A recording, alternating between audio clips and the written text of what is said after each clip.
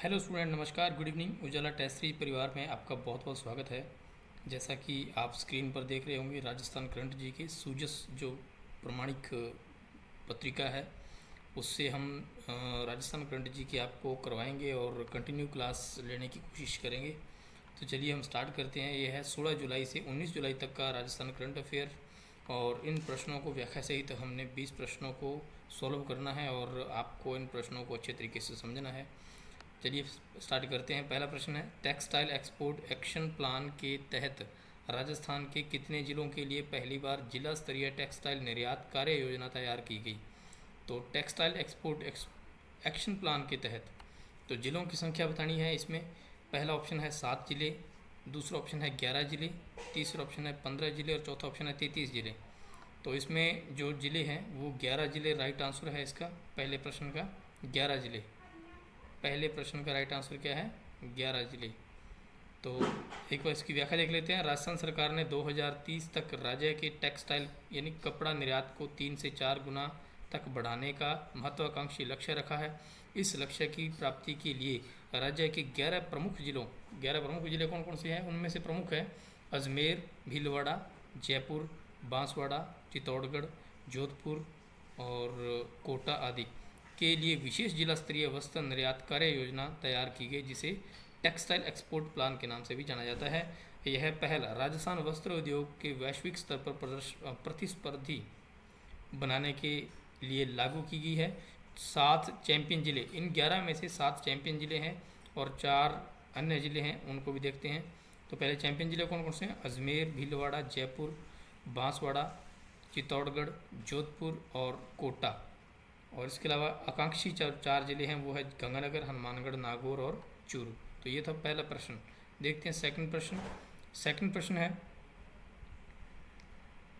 नए जिलों के गठन के पश्चात मेवात क्षेत्रीय विकास योजना के तहत वित्तीय वर्ष 2026-27 के लिए किन जिलों में विकास कार्यों का अनुमोदन किया गया? यानी इसके अंदर पहले अलवर और भरतपुर 2 ही जिले थे, बट अब जो मेवात के अंदर जो जिले शामिल हुए हैं वो नए जिलों के बनने के बाद में, तो उन जिलों का हमने सिलेक्शन करना है। तो उसमें देखिए पहला ऑप्शन है अलवर, भरतपुर, डीग, बिल्कुल भी नहीं है। अलवर, डीग और खैरथल तिजारा, भरतपुर, धौलपुर और करौली, कोटपुतली, बहरोड, खैरथल तिजारा और अलवर। बहुत अच्छे तरीके से इस प्रश्न को समझना है। इसका जो राइट आंसर है वैसे हाईलाइट किया हुआ है, आपको समझ में आ जाएगा। एक बार इसकी व्याख्या देख लेते हैं।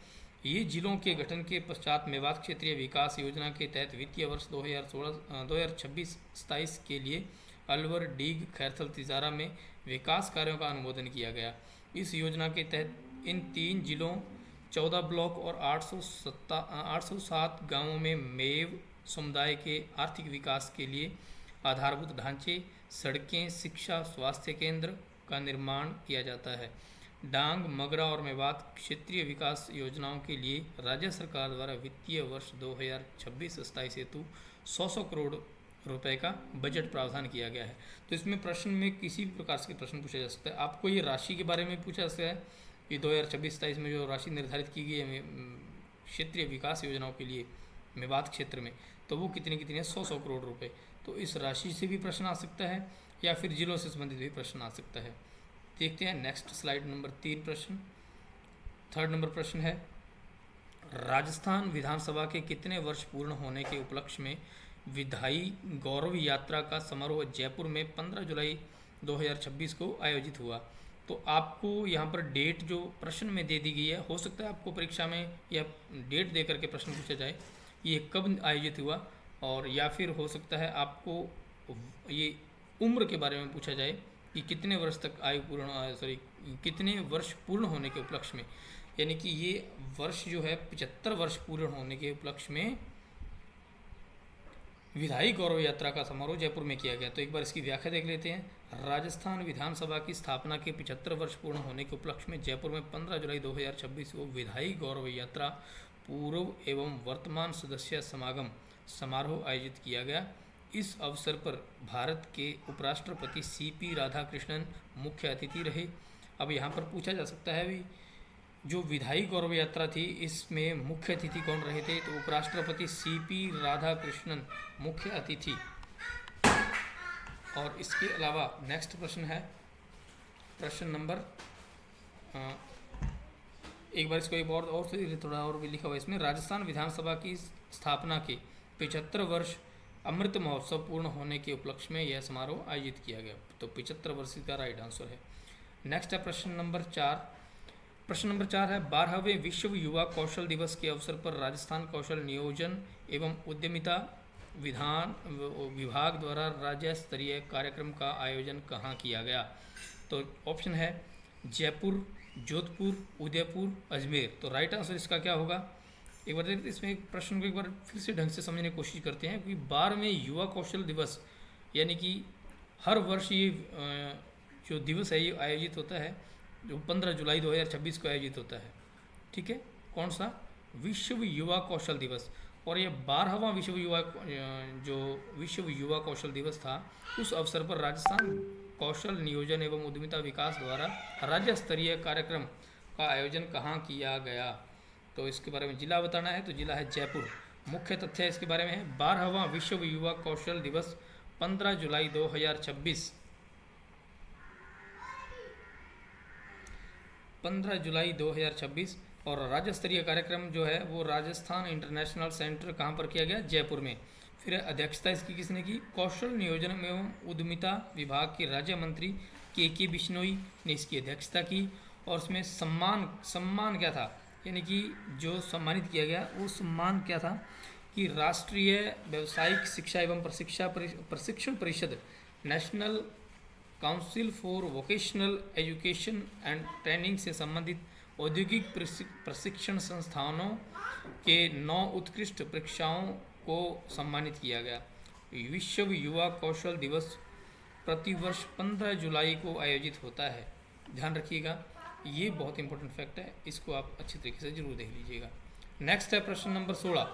प्रश्न नंबर 16 है, पंचगौरव योजना में, अब हर जिले के लिए पंचगौरव योजना के अंतर्गत एक अलग कुछ विशेषता के बारे में बताया गया है। तो यहाँ पर जो हम बात करेंगे पंचगौरव योजना में एक जिला एक उत्पाद के तहत कोटपुतली बहरोड जिले का, यानी नए जिले के बारे में बताया गया है कि कोटपुतली बहरोड जिले का उत्पाद कौन सा है।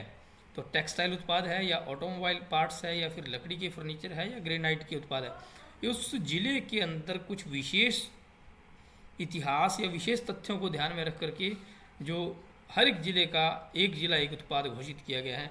तो यहाँ पर है ऑटोमोबाइल पार्ट्स, यानी इसका बी ऑप्शन जो सही आंसर है।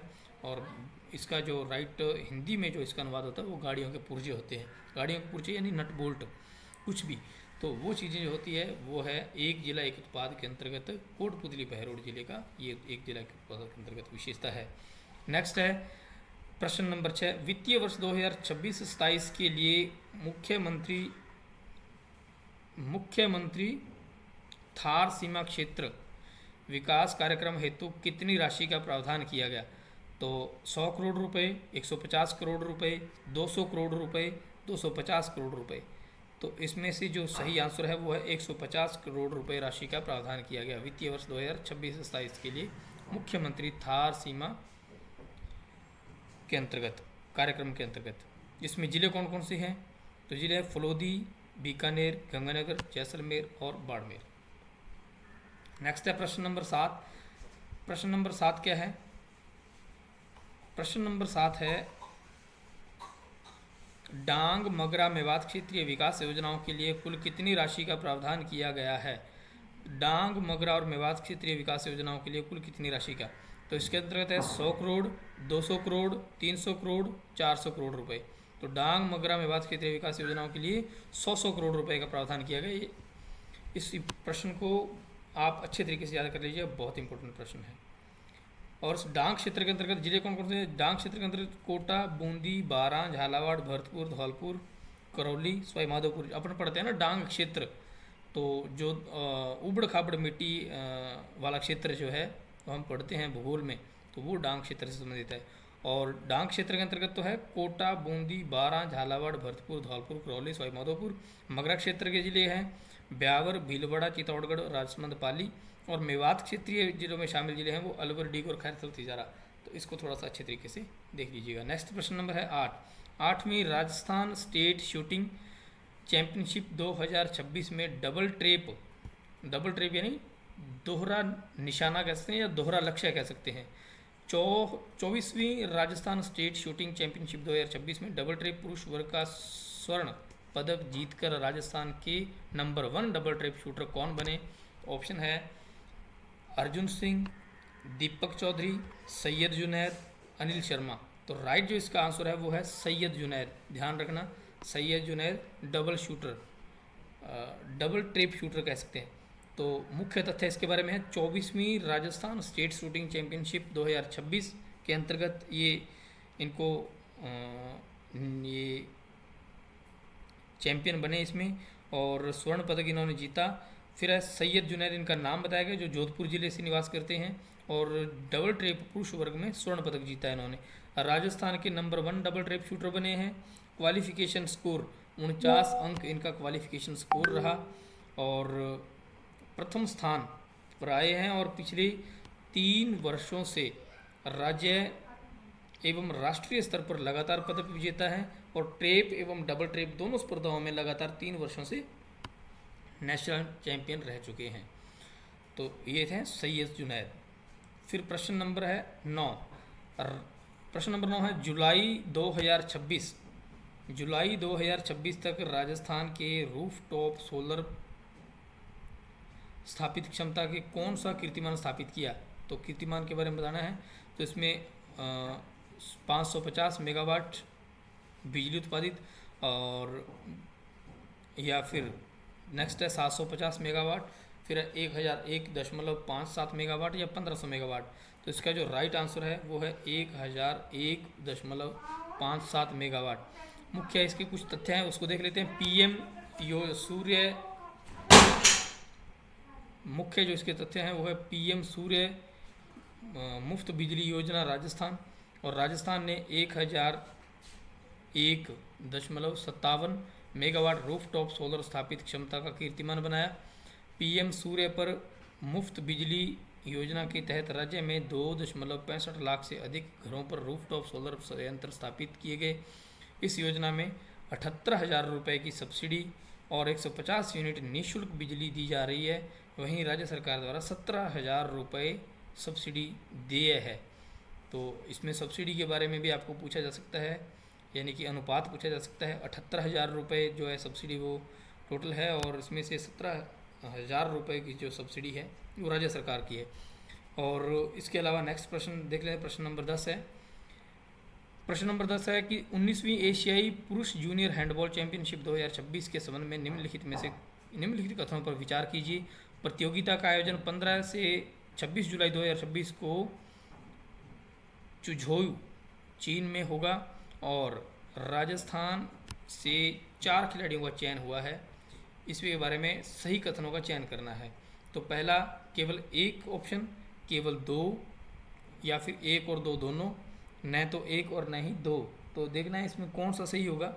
तो इसमें कथन 1 और 2 दोनों ही सही है, इसलिए ऑप्शन नंबर सी इसका राइट आंसर है। 19वीं एशियाई पुरुष जूनियर हैंडबॉल चैंपियनशिप 2026 स्थान जुझोउ चीन में और इसका समय जो है वो 15 जुलाई से 26 जुलाई तक होगा। और राजस्थान में कितने खिलाड़ियों का चयन हुआ? इसमें 4 खिलाड़ियों का चयन हुआ है। इंपॉर्टेंट है। बाकी प्रतियोगिता में क्या कुछ होता है वो आगे आंकड़े इसके सामने आएंगे। नेक्स्ट है, इसमें इसी से संबंधित जो खिलाड़ी के बारे में बताना है। तो खिलाड़ी कौन कौन से हैं? महेंद्र पाल जिला बाड़मेर से, वरणजोत सिंह जिला गंगानगर से, मनीष थाकड़ जिला बीकानेर से, यशपाल सिंह चित्तौड़गढ़ से। और उनकी पोजीशन जो है उसके बारे में भी देखना होगा। तो pivot, left back, right wing और लेफ्ट विंग, इसके बारे में एक इम्पोर्टेंट तथ्य हमने ऐड किया है कि राजस्थान राज्य हैंडबॉल संघ के अध्यक्ष कौन है? ललित कुमार कलाल राजस्थान राज्य हैंडबॉल संघ के अध्यक्ष है। नेक्स्ट प्रश्न नंबर 11 देख लेते हैं कि राजस्थान किस पशु उत्पाद या कृषि उत्पाद के उत्पादन में पूरे देश में प्रथम स्थान पर है? कपास उत्पादन, ऊन उत्पादन, रेशम उत्पादन, जूट उत्पादन। तो इसमें देखना है कि राजस्थान प्रथम स्थान पर किस में है? ऊन उत्पादन में। राइट आंसर इसका क्या है? बी नंबर ऑप्शन है, ऊन उत्पादन। राजस्थान का सबसे बड़ा ऊन उत्पादक राज्य है। राजस्थान देश का सबसे बड़ा ऊन उत्पादक राज्य है। राज्य में विशेष रूप से भेड़ पालन व्यापक स्तर पर किया जाता है। मैरिनो, चोकला, मगरा, नाली जैसी नस्लों की भेड़ें उच्च गुणवत्ता की ऊन देती हैं। देश के कुल उन उत्पादन में राजस्थान का सर्वाधिक योगदान है, यानी प्रथम स्थान पर कह सकते हैं। तो राजस्थान सर्वाधिक यानी प्रथम स्थान हो गया। नेक्स्ट प्रश्न नंबर 12 है, राजस्थान में पीएम सूर्य घर मुफ्त बिजली योजना के तहत जुलाई 2026 तक लगभग कितने घरों तक रूफटॉप सोलर संयंत्र स्थापित किए जा चुके हैं? तो घरों की संख्या बतानी है। हमने यह प्रश्न वैसे पहले भी करवा चुके हैं इसी वीडियो के अंदर। तो इसका जो राइट आंसर है वो पहले उसके ऑप्शन देख लेते हैं। 1.5 लाख घर, या फिर 2.65 लाख घर, या 3.5 लाख घर, या 5 लाख घर।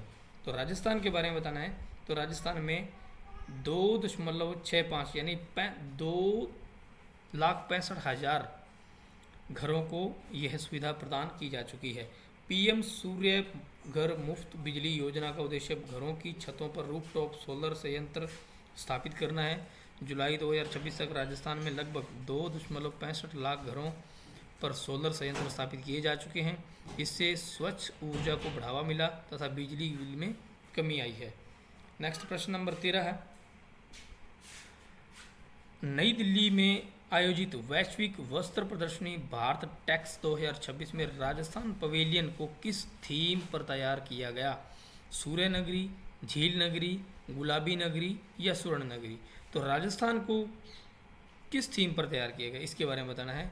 तो ये आयोजन जो था वो था वैश्विक वस्त्र प्रदर्शनी के अंतर्गत बात कर रहे हैं। तो भारत टेक्स 2026 में राजस्थान पवेलियन को गुलाबी नगरी जयपुर की थीम पर विकसित किया गया। इसका उद्देश्य है राजस्थान की समृद्ध वस्त्रकला, हस्तशिल्प, ब्लॉक प्रिंटिंग, पारंपरिक परिधानों को वैश्विक मंच पर प्रदर्शित करना था। वह यह राज्य की सांस्कृतिक पहचान को भी दर्शाता है। नेक्स्ट है प्रश्न नंबर 14। प्रश्न नंबर 14 है, राजस्थान बीबीजी रामजी योजना के तहत श्रम नियोजन के मामले में राजस्थान का देश भर में कौन सा स्थान है? श्रम नियोजन के मामले में तो इसमें राजस्थान का कौन सा स्थान है? प्रथम स्थान, द्वितीय स्थान, तृतीय स्थान, या चतुर्थ स्थान? तो इसमें प्रथम स्थान, क्योंकि अमूमन सी बात है, आपको एक चीज़ मैं कहना चाहूँ, करंट जीके में जो चीज़ें प्रथम होती है ना उसके बारे में प्रश्न जरूर पूछा जाता है। तो उसका राइट आंसर लगभग प्रश्न का प्रथम ही होता है। एक हिंट दे रहा हूँ मैं आपको, जरूरी नहीं है कि हर प्रश्न का प्रथम आ जाए तो उसका प्रथम ही होगा, बट एक आइडिया दे रहा हूँ। इसकी जो व्याख्या के अंतर्गत हम देख लेते हैं। बीबीजी रामजी योजना के अंतर्गत श्रम नियोजन के क्षेत्र में राजस्थान ने उत्कृष्ट प्रदर्शन किया। श्रमिकों को अधिक रोजगार उपलब्ध कराने तथा योजना के प्रभावी क्रियान्वयन के कारण राज्य ने देश भर में प्रथम स्थान प्राप्त किया। यह उपलब्धि राज्य के श्रम प्रबंधन की सफलता को दर्शाती है। नेक्स्ट देखते थे प्रश्न नंबर 15। प्रश्न नंबर 15 वही एक जिला एक उत्पाद के अंतर्गत पंचगौरव योजना में एक जिला एक उत्पाद के तहत बाड़मेर जिले का उत्पाद कौन सा है? तो बाड़मेर जिले का उत्पाद बताना है। तो बाड़मेर जिले का जो उत्पाद है वो टेक्सटाइल उत्पाद है, या फिर ग्रेनाइट यहाँ पर ज़्यादा उत्पादित होता है, या फिर कसीदाकारी के कार्य के लिए प्रसिद्ध है, या फिर सोनामुखी का उत्पाद होता है। तो कसीदाकारी के लिए प्रसिद्ध है। इसके बारे में हम एक बार और देख लेते इसकी व्याख्या। पंचगौरव योजना के तहत एक जिला एक उत्पाद ODOP योजना में बाड़मेर जिले का चयन कसीदाकारी के लिए किया गया है। बाड़मेर की पारंपरिक हस्तकला एवं रंगीन कढ़ाई देश विदेश में प्रसिद्ध है। इस योजना का उद्देश्य स्थानीय उत्पादों को राष्ट्रीय एवं अंतर्राष्ट्रीय पहचान दिलाना है। फिर प्रश्न नंबर 16, माही बांसवाड़ा परमाणु ऊर्जा परियोजना में प्रयुक्त होने वाले यूरेनियम के आयात का प्रमुख स्रोत कौन सा देश है? तो यानी सबसे ज़्यादा यूरेनियम का जो आयात होता है वो किस देश से होता है? तो इसका जो राइट आंसर है वो है ऑस्ट्रेलिया।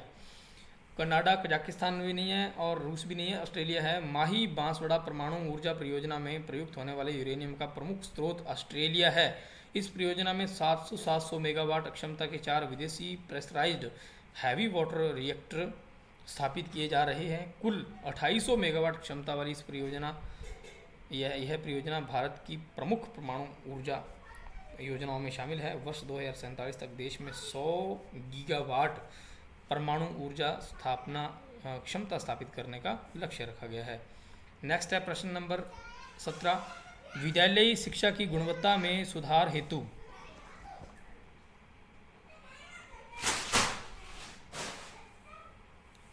प्रश्न नंबर 17 है, विद्यालयी शिक्षा की गुणवत्ता में सुधार हेतु शिक्षा विभाग ने किस संस्था के साथ MOU किया? Tata trust, Azim Premji foundation, Piramal foundation या नॉस्कॉम फाउंडेशन। तो हमने बताना है विद्यालय शिक्षा गुणवत्ता में सुधार हेतु शिक्षा के विकास ने शिक्षा विभाग ने किस संस्था के साथ एमओयू यानी समझौता किया है। तो एमओयू समझौता होता है विद्यालय शिक्षा की गुणवत्ता एवं विद्यार्थियों के सीखने के स्तर में सुधार करने के उद्देश्य से शिक्षा विभाग और पीरामल फाउंडेशन के बीच में एमओयू किया गया। इस समझौते की अध्यक्षता अतिरिक्त मुख्य सचिव राजेश यादव तथा समग्र शिक्षा की राज्य परियोजना निदेशक डॉक्टर रश्मि शर्मा उपस्थित रही। तो यहाँ से भी प्रश्न आ सकता है भी उपस्थित कौन कौन रहे। जो अतिरिक्त मुख्य सचिव राजेश यादव और डॉक्टर रश्मि शर्मा इसमें उपस्थित रही थी। यह पहल शिक्षा व्यवस्था को प्रभावी बनाने की दिशा में महत्वपूर्ण कदम है। नेक्स्ट है प्रश्न नंबर 18।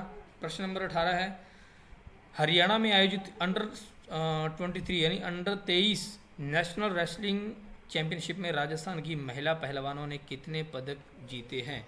तो पदकों की संख्या बतानी है रेसलिंग में अंडर 23। तो इसमें कुल पदक बताने हैं 3 पदक, 4 पदक, 5 पदक या 7 पदक। तो 4 पदक। हरियाणा में आयोजित अंडर 23 नेशनल रेसलिंग चैंपियनशिप में राजस्थान की महिला पहलवानों ने कुल 4 पदक जीतकर राज्य को राष्ट्रीय स्तर पर तीसरा स्थान दिलाया। इसमें अब इनके बारे में थोड़ा डिटेल में देख लेते हैं। अश्विनी बिश्नोई ने स्वर्ण पदक जीता, कोमल वर्मा ने रजत पदक जीता, माया माली एवं निशा सैनी ने कांस्य पदक जीते। यह प्रदर्शन राजस्थान की महिला कुश्ती के लिए बड़ी उपलब्धि है। तो इन जो पदक विजेताओं के नाम है आप लोगों ने इनको याद रखना है। पदक विजेताओं का नाम एक बार फिर से देख लीजिए। अश्विनी बिश्नोई ने स्वर्ण पदक जीता, कोमल शर्मा ने रजत पदक जीता, माया माली और निशा सैनी ने कांस्य पदक जीते। वहीं प्रश्न नंबर 19 देख लेते हैं। 17 जुलाई 2026 को प्रधानमंत्री ने 75 पुनर्विकसित अमृत स्टेशनों को राष्ट्र को समर्पित किया। उसमें राजस्थान के कितने स्टेशन शामिल है। तो राजस्थान के कुल कितने स्टेशन इसमें शामिल है। 5 स्टेशन, 8 स्टेशन, 12 स्टेशन या 18 स्टेशन। तो राजस्थान के कुल 8 स्टेशन इसमें शामिल है। एक बार इसकी डिटेल देख लेते हैं। 17 जुलाई 2026 को प्रधानमंत्री नरेंद्र मोदी ने 75 पुनर्विकसित अमृत रेलवे स्टेशनों का राष्ट्र को समर्पण किया। इसमें राजस्थान के 8 रेलवे स्टेशन थे। कौन कौन से हैं।